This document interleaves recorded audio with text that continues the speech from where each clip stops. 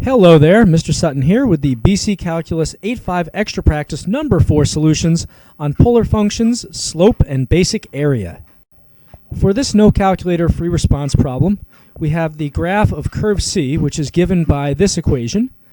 And for the first part on this, we want to show that dy over dx equals this expression. So basically, they're just asking you to take the derivative of this thing and show that it's equivalent to this. Well, in order to take this derivative, there's no way to isolate y, so I'm going to have to use implicit differentiation. So let me start just taking derivatives here, and anytime I take the derivative of a y, I have to use the chain rule because y is an implicit function of x, and I have to multiply whatever I get by a dy over dx tail. So going left to right here, derivative of 4x squared is going to be 8x, and then for 3y squared, that's going to become 6y times the derivative of y, which is dy over dx. Next, we're adding the derivative of 6y, which is 6, times the derivative of y, dy over dx. And that's all going to equal derivative of 9, which is 0, because 9 is a constant. At this point, let me get all this stuff with dy over dx on one side and everything that doesn't have a dy over dx on the other side. So we've got 6y dy over dx. That can stay on the left side. As with this 6 dy over dx, this 8x I'm going to subtract over to the other side. And at this point, to isolate dy over dx, I'm going to factor it out of all the terms on the left side. And I'm going to factor out a 6 as well, just because I can. So taking both of those things out leaves me with a y plus 1 in a parentheses. At this point, all I have to do is divide both sides by 6, parentheses y plus 1. And this expression is almost what we're looking for, but next I have to reduce by 2 in the numerator and denominator. So that gives me negative 4x over 3 parentheses y plus 1, which gives me exactly what they wanted me to get in the beginning of the problem. For this part, they want us to find the second derivative in terms of x and y. So recall from part A that our first derivative was negative 4x over 3 parentheses y plus 1. So I just need to take the derivative of this thing. So let me use the quotient rule on this. In general, that's going to be u prime v minus uv prime over v squared. And I'm going to use the box and ribbon to help me organize things. So I have my numerator, negative 4x, and my denominator, which I'm going to distribute this 3 and call this 3y plus 3, just to make it a little easier to take that derivative. And now the derivatives of all this, derivative of negative 4x is negative 4. Derivative of all this stuff, well, this 3 is a constant, so that's just going to get zeroed out. Derivative of 3y, though, that we're still implicitly differentiating here. This is going to be 3 dy over dx. Now, here's where we have to be careful. They said that they want the second derivative in terms of x and y. Well, dy over dx is a variable, but it's not an x and it's not a y. You could think of this really as like a y prime, but it doesn't count as either of these. So I have to replace this dy over dx with something that's just x's and y's. What could I use? Oh, how about the thing that dy over dx equals from part A? So yeah, I'm going to write this as 3 parentheses this stuff here, negative 4x over 3 parentheses y plus 1. Now the nice thing about this, although this is a little bulkier, notice at least that these 3's cancel out. So I can just write this as negative 4x over y plus 1. So not completely horrible. Now I'm going to use the ribbon to multiply all this stuff together and give us this structure here. So we have u prime v, so negative 4 parentheses 3y plus 3, minus, we've got uv prime, so minus negative 4x times this stuff here. Now, if I just multiply all this together, first off, there's the minus that's part of the structure here. There's a negative here. There's another negative here. So that's 3 negatives. So this whole thing's coming out negative. And then we have 4x times 4x. So that's really 16x squared over y plus 1. And then finally, down here, we've got just this term, 3y plus 3, the whole thing squared. That's my v squared. So there you go. I simplified a tiny bit along the way. I didn't have to. But anything algebraically equivalent to this, as long as it only has x's and y's, would be acceptable. For this part, in polar coordinates, the curve C is given by r equals 3 over 2 plus sine of theta. Okay, we'll take the word for it. And this is on the interval from 0 to 2 pi for theta. They want us to find, first off, dr over d theta. And then they've got another thing they're asking us about, but we'll get there when we get there. So let's find dr over d theta. To do that, we just have to take the derivative of r with respect to theta. So before I even do that, let me rewrite this to make it a little easier to take this derivative. So I'm going to write this as 3 times parentheses 2 plus sine of theta to the negative 1. So that allows me to avoid using the quotient rule on this. And for this now, I have to use the chain rule. I've got 3 times something to the negative 1. Well, that's going to be negative 3 times the something to the negative 2. But now we need the derivative of the something. Derivative of 2 is just 0. Derivative of sine of theta is cosine of theta. So we have to multiply by that tail there. And I'm just going to rewrite all of this, clean it up a little bit to be, let's see here, I can write this as negative 3 cosine of theta over 2 plus sine of theta quantity squared. There we go. So they wanted, let's see here, dr over d theta. There it is. Now our next task in the problem is to figure out as theta increases on what intervals, and we're just talking intervals between 0 and 2 pi, on what intervals is the distance between the origin and the point r comma theta increasing. Give a reason for your answer. Okay, well the distance between the origin and this point is basically the quantity described by r. So to figure this out, we need to know a little bit about the rate of change of r. Now, there's something you do have to be careful with these polar graphs, because r on these can be negative depending on how this function shakes out. So if r is positive, then a positive dr over d theta is going to tell us that our distance is increasing. If r is negative already, then a negative dr over d theta would tell us that our distance away from the origin is increasing, because you'd be negative and getting even more negative. So taking a look at this function just to figure out which one we're looking for in advance, we see that we have the only place that you can really change the sign of this thing is literally the function sign. The function sign can be no lower than negative 1. 2 plus negative 1 is still going to give you a positive in the denominator. Since you already have a positive in the numerator, no matter what you plug in for theta, r is going to be a positive number. So the only way to tell what interval r is increasing is going to be to figure out where dr over d theta is positive. So that's what we're looking for. Okay, so we need to do some sign analysis, which means we need to find critical values of r. So here's r prime, dr over d theta. Let's set this equal to 0 and solve. Now, when I'm checking for critical values, I'm looking for things that either make this thing 0 or undefined. The only way to make this undefined is if you have 0 in the denominator.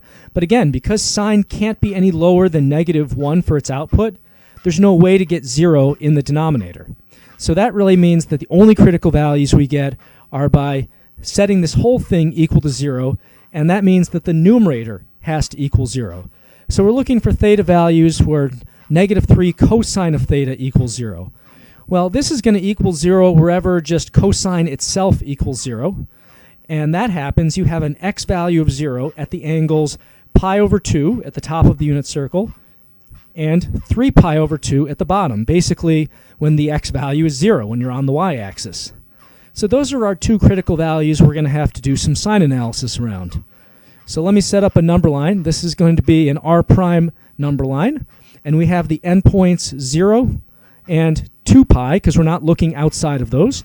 We also have the critical values pi over 2 and 3 pi over 2. And now we're just going to test something from each of these intervals. So between 0 and pi over 2, you're basically testing out any angle that is in the first quadrant, and we're using this r prime up here to test stuff out, or actually you could use this fraction version of it. Now, as you're doing your signage analysis, I guess I'll say, notice that this denominator has everything being squared. So that means that no matter what, your denominator has to come out positive. So the only way you're going to change the signage of this thing is with the numerator. So for first quadrant, cosine of anything in the first quadrant is positive, but then that's being multiplied by this negative 3. So overall, that gives us a negative. Now, between pi over 2 and 3 pi over 2, 90 and 270 degrees, you're basically testing out pretty much anything to the left of the y-axis. So how about like pi or something like that? If I plug pi in here, cosine of pi is going to be negative, times the negative 3 gives us a positive. And then finally, between 3 pi over 2 and 2 pi, basically fourth quadrant, cosine in the fourth quadrant's positive, but again, you're multiplying by this negative 3, so that all comes out negative. So we see here that r prime is positive on the interval from pi over 2 to 3 pi over 2. Therefore, because r itself is already guaranteed to be positive, and this is just going to make it even more positive, we can say that the distance between the origin and r comma theta, namely r, is increasing on the interval from pi over 2 to 3 pi over 2. For the last part of this free response, they're saying that S is the region inside curve C, defined in part C, but outside the curve r equals 2. Now, r equals 2 is just basically a circle with a radius of 2. If r is always 2, then you essentially just have all the points that are 2 away from the center, which is to say a circle with a radius of 2. So we have a circle going 2 in every direction. I'm just going to draw that in. It's much easier if we have a visual here. And we're essentially trying to find the area. They said write but do not evaluate an integral expression for the area that's inside curve C but outside the circle. That's going to be this crescent moon-shaped area right in here between y equals negative 2 and negative 3. Okay, so in general, the area formula for polar area is going to be the integral from a to b, 1/2 r squared d theta. It's always good to have this. I usually write this out, even though you don't get any points for writing a generic formula. It gives me a good setup, tells me what I need to find. So I need a few things here. I'm going to need to figure out what my function inside here is, my integrand. Since two curves are involved, I'm probably going to have to subtract some things to get this area that's all of the curve C minus the circle area here. And I also need limits of integration. I need to figure out, what interval I'm evaluating this over. So my limits of integration are going to be basically from here all the way to here. This angle to this angle. Actually, it'll go from this angle to this angle because we're going counterclockwise. So I need to find out the angles of intersection for these two curves. So just as a reminder from part C, this was the way they defined curve C, r equals 3 over 2 plus sine of theta. So to figure out where that curve intersects this circle r equals 2, we just need to see where these two things equal each other.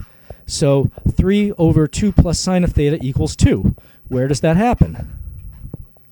Because I don't get to use a calculator on this, I'm going to have to solve this one the old-fashioned way. So let me start by multiplying both sides by 2 plus sine of theta. So I can write 3 equals 4 plus 2 sine of theta. And then if I subtract 4 from both sides and divide by 2 to isolate the sine function, that's going to be sine of theta equals negative 1/2.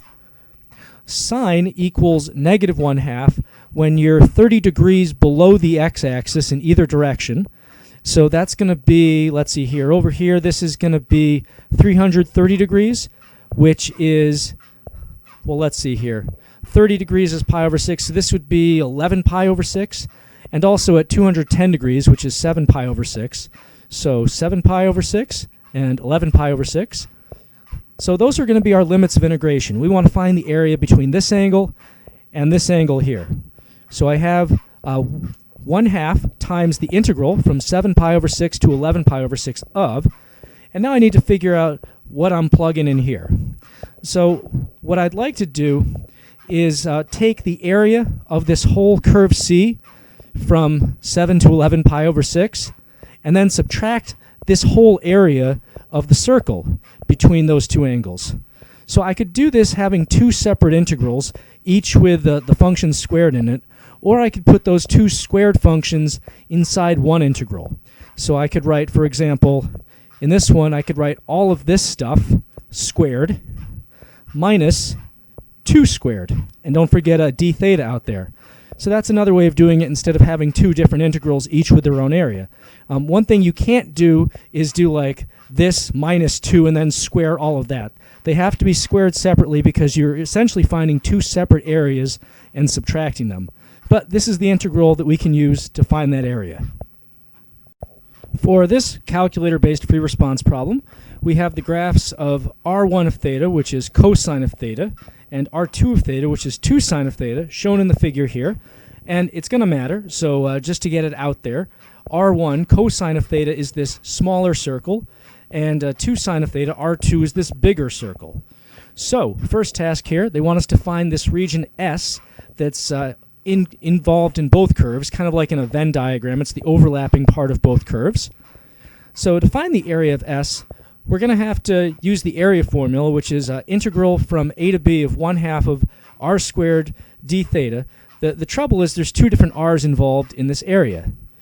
From a angle of 0 until whatever this angle of intersection is, you're using the r2 in your formula. But then after this angle, basically r1 is taking over, and you're getting the radius strips from r1. So we need to find this angle of intersection. So I'm going to figure out where r1 and r2 of theta intersect, and I'm going to do that on the calculator now. So to start this process, I'm going to my y equals, and I'm putting r1 as y1 and r2 as y2. I'm just going to figure out where these intersect. I'm going to get a window to graph these in. Since this intersection in this graph here is happening in the first quadrant, I'm going to make my window, let me go to window, I'm going to go from 0 to, let's see here, pi over 2, which I think I already had in there, but there it is again, just to be sure. And now let me do zoom 0, zoom fit, and see where these things cross. So there is r1, there's my cosine graph. Here's my 2 sine of theta. And that intersection now, let me do second trace 5 for intersection. And let me move my spider a little closer, press enter 1, 2, 3 times. And that comes out to 0.4636 if I round that off. Now I'm going to call that P, just so I don't have to keep writing that number over and over again. And I'll do you one better here. Let me go on the calculator. I'm going to quit out of my graph, and I am going to go down to store. That's just going to store what I just got. I'm going to store that as alpha p. So now I will never lose that until I store something else as p. So we need to figure out two different areas here. We need to get the area from 0 to p of the r2 curve, and then we have to add that to the area from p to pi over 2 of the r1 curve. So then I'm going to have 1/2 times the integral from 0 to p of r2 squared d theta. So that's the area from 0 to this angle just using the r2 curve. And then to that I'm going to add 1/2 times the integral from p to pi over 2. And now I have to use the r1 curve, this little circle that takes over after that angle. So we're squaring that, and we have a d theta in there. And now it's time to do all of that on the calculator. So here's what I've entered so far on the calculator. I've got 1/2. I did math 9, integral from 0 to alpha p of, and now r2, remember I stored that as y2 on my calculator. So let me just do alpha trace and then select y2 there. And I'll put a dx in there because I did everything with x's. And now to that, let me add. Now I need to do fancy fraction, 1/2. I guess I could do 0.5, but whatever. We're here now. And then I do math 9. Integral, we're going from alpha p to pi over 2. So pi divided by 2. And we're doing r1. And I just noticed something that I forgot back here. I wanted to do r2 squared, so let me put a square in there. It actually lets me insert it without doing anything fancy. All right, now we're good. So now we're going to do y1 squared over here. So alpha trace, y1, square that. Don't forget to square those things. And then I'll put a dx there and hope for the best. This comes out to 0.240. Well, I sure hope that's the right answer. It's what I got the last time I did this. For this part of the problem, they're saying that there is a point on the graph of r2 at which the slope of the line tangent to the graph is tan of 2. At this point, we also know that dx over d theta equals 2 cosine of 2. find dy over d theta. Well, the slope of the line tangent to the graph, dy over dx, we can represent that as dy over d theta over dx over d theta, basically kind of a parametric setup. And then we actually already know that dx over d theta, this one down here, is 2 cosine of 2. So we can substitute that in there. And we also know that the overall slope, dy over dx, they said that the slope of the line tangent to the graph is 2. So this whole thing then, which is just dy over dx, must have a value of 2. If they want us to find dy over d theta, well, we just need to multiply both sides of this equation by 2 cosine of 2. So let me multiply that by tan of 2 on the calculator. So here we are. We have tan of 2 times 2 cosine of 2 equals 1.819. For the final boss battle on this one, they're saying that let r be the polar curve defined as r of theta equals r1 of theta plus r2 of theta between 0 and pi. Okay, so this is one of those combo deals. We want to find the greatest distance from any point on the graph of r to the origin. So basically trying to either maximize or minimize r. And we have to be careful about the way this is worded. Greatest distance from any point on the graph of r means we're looking for either the most positive or the most negative value of r. So we have to find both the absolute max and absolute min and take whichever one has a higher absolute value. Okay, well, let's get started with this. So in order to do this, I'm going to have to use the candidates test. There's really nothing else for it. I need to see all the candidates out there for absolute max and min and compare every single one of them. So that means I'm going to need to test out the endpoints, 0 and pi, in the r function, along with any critical values I find. To find critical values, I'm going to have to figure out r prime of theta and set that equal to 0. So for r prime of theta, that's the derivative of r1 plus the derivative of r2. The r1 derivative, since r1 is just cosine of theta, that's going to be negative sine of theta. And since r2 is just 2 sine of theta, the derivative of that is going to be 2 cosine of theta. So there's my r prime function. And again, I want to know where this takes on a value of 0. I'd also ask where it's undefined, because that would give me critical values. But sine and cosine are defined everywhere, so that's not really an option here. So let me go on the grapher and figure this out. So here I am in my y equals, and I'm actually going to put two things in this y equals. The first thing I'm going to put is actually going to be the original r of theta function, which is just r1 plus r2. So let me do alpha trace y1 plus alpha trace y2. And I'm putting that in there because after I've discovered my candidates, along with the endpoints here and the critical values, I'm going to have to plug all of them into this function. So it would be nice to have a quick way to do that. Now in y4, I'm going to put the derivative. So that's going to be negative sine of theta, which is going to be x's in this case, plus 2 cosine of theta, or x. And I also need to graph out this last one. So I'm going to go back and actually deselect the equals from all these other ones because I don't want to graph them. I just want to graph this last one here. And I want to graph it on the window from 0 to pi. So let me go to window. My x min is 0. My x max is going to be pi. And let me do a zoom fit, zoom 0, to see where this thing crosses the x-axis. So there is my r prime. And it looks like it only crosses in this one spot right here. So let's find what that spot is. Second trace, option 2 for zeros. Move my spider a little bit to the left. Press enter. A little bit to the right. Press enter. Enter one more time. And that value is going to be theta equals 1.1071, which I'm going to store as the value q, both on paper, so I don't have to keep rewriting it, and on my calculator so that I'm perfectly accurate whenever I want with q. So let me quit out of my graph, and I'm going to go to store, and I'll store that value now as alpha q. There we go. So now I can use it whenever I want.